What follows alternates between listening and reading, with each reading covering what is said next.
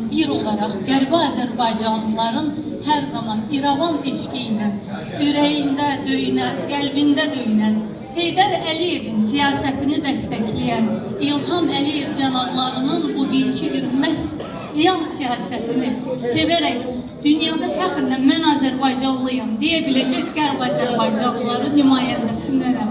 Ve düşünürəm ki, əzizlərim, burada gençler var.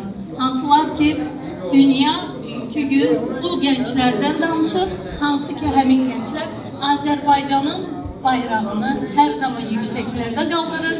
Vəhdət olar, bir olar ve düşünürəm biz gençler her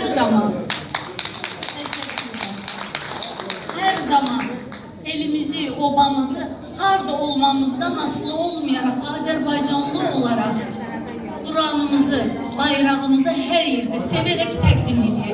O bizim insanlık borcumuzdur. Teşekkür ederim. Sağ olun.